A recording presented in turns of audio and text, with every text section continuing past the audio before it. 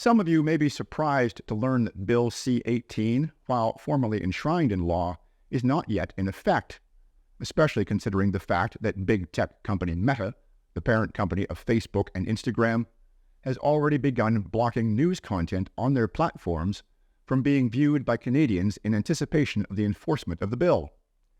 Last week, Trudeau's newly appointed Heritage Minister, Pascal Saint-Onge, told reporters that Bill C-18 isn't in effect yet. It could take years for Canada's telecommunications regulatory body to finalize the implementation of the Trudeau government's Orwellian Internet Censorship Bill, C-18, or the Online News Act.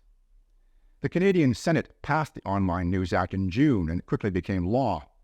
It requires social media companies to pay Canadian legacy media for sharing news content.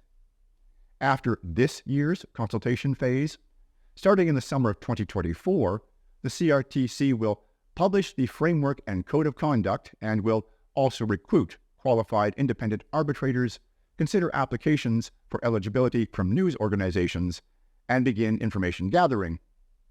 The CRTC, which under C-18 has become our very own Ministry of Truth, says that mandatory bargaining cannot begin until 2025 or when, quote, eligible news organizations and arbitrators are in place.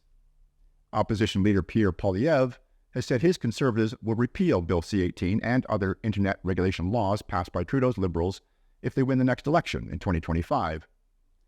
Canadians are still using Facebook despite Meta's recent decision to block news links in response to the Online News Act.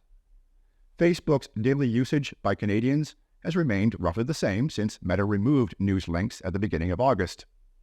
SimilarWeb, an analytics firm that tracks traffic on various apps and websites, told Reuters that Canadians spent the same amount of time on Meta's platforms as they did last year. It's almost as if Canadians were already not paying attention to mainstream media.